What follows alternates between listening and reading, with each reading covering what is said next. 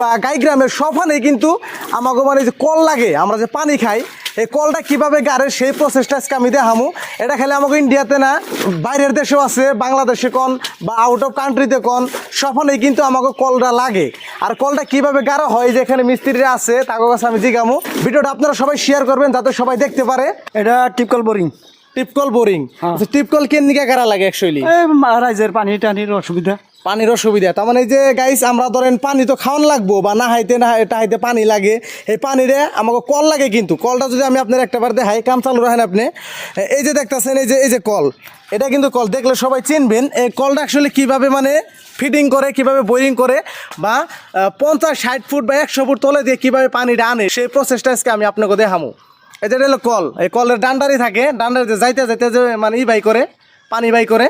তো এই সিস্টেমটা আজকে আমি আপনাকে দেখাইবার নিয়ে চাইতেছি।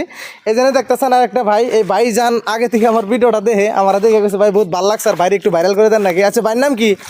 মোহাম্মদ আলম আলী। আলম আলী। এটা কি করতেছেন ভাই আপনি এরকম করে? টিপকল করতেছি। টিপকল না, তার মানে ওই মাটির তলে দিকে পানি উঠান লাগে, তাই তো? পানি ওঠান নাকি? হ্যাঁ। আচ্ছা।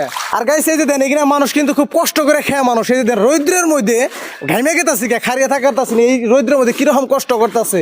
তার মধ্যে সবচেয়ে ভালো লাগছে কি, আমাগো আসামের যারা স্বাভিমান গামছা, এটা দেখেন একদম মাথার মধ্যে রাখছে, কত সম্মান জানাইছে, বহুত ভালো লাগছে এটা। তো অ্যাকচুয়ালি এটা কত ফুট গাড়বে?